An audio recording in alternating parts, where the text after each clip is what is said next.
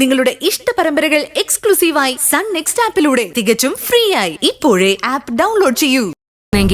ഗോപാലിനെ വിളിക്കാതിരിക്കുന്നത് ശരിയല്ല എന്ന് പറയാം. ഞാൻ നടത്തുമ്പോ ആ പ്രശ്നം തീർന്നില്ലേ? അങ്ങനെയാണെങ്കിൽ രജിസ്റ്റർ ഓഫീസിൽ വെച്ച് കല്യാണം നടത്തുന്നതാ നല്ലത്. നിങ്ങളെ പോലുള്ള ദരിദ്രവാസികൾക്ക് കല്യാണം നടത്താൻ പറ്റിയ സ്ഥലം അതാ. സ്വപ്നേ,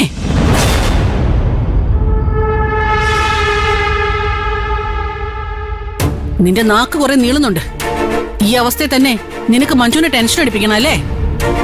ഇനിയും നീ അവൾക്ക് മനസ്സമാധാനം കൊടുത്തില്ലെങ്കിൽ നിന്നെ വല്ല ഹോസ്റ്റലിലേക്ക് ഞാൻ മാറ്റി താമസിപ്പിക്കേണ്ടി വരും. ഈ വീട്ടിൽ അങ്ങനെയെങ്കിലും കുറച്ച് സമാധാനം ഉണ്ടാവുമല്ലോ. മോളെ, ഇവള് പറയുന്നതൊന്നും മോള് കാര്യമായിട്ട് എടുക്കണ്ട. മോള് വാ.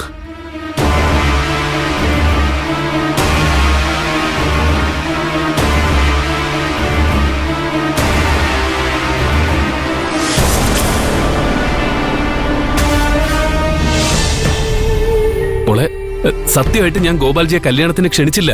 ഗിരിയേട്ടൻ ക്ഷണിക്കാതെയാണോ അയാൾ കല്യാണത്തിന് വരുമെന്ന് എന്നോട് പറഞ്ഞത്? ആ സ്റ്റേഷനിൽ എല്ലാവരുടെയും മുന്നിൽ വെച്ച് അയാൾ അങ്ങനെ പറഞ്ഞപ്പോ എന്റെ തൊലി ഉരിഞ്ഞുപോയി. ഇത്രയൊക്കെ നാണക്കേട് തോന്നാൻ എന്താ ഉള്ളത്? ഗോപാൽജിയോട് നിനക്ക് ശത്രുതയുണ്ടെന്ന് കരുതി അദ്ദേഹം ഈ നാട്ടിലൊരു പ്രമുഖനാണെന്നുള്ള കാര്യത്തിൽ തർക്കമൊന്നുമില്ലല്ലോ. പ്രമുഖൻ? അയാൾ എങ്ങനെ ഈ നാട്ടിൽ പ്രമുഖനായെന്നൊക്കെ എനിക്കറിയാം. നിങ്ങൾ തമ്മിലുള്ള അഭിപ്രായ വ്യത്യാസമൊക്കെ അവിടെ നിൽക്കട്ടെ. കല്യാണത്തിന്റെ കാര്യത്തിൽ എന്താ ചെയ്യേണ്ടത്? ചെയ്യാൻ എന്താ ഉള്ളത്? ഗിരിയൻ അയാളെ കല്യാണത്തിന് വിളിച്ചു വരുത്താനുള്ള പരിപാടിയാണോ? അയ്യോ അല്ല, നിനക്ക് അദ്ദേഹം വരണ്ടെന്നാണെങ്കിൽ അത് അങ്ങനെ തന്നെ ആവട്ടെ. ഞാൻ അതിൽ ഇടപെടുന്നില്ല.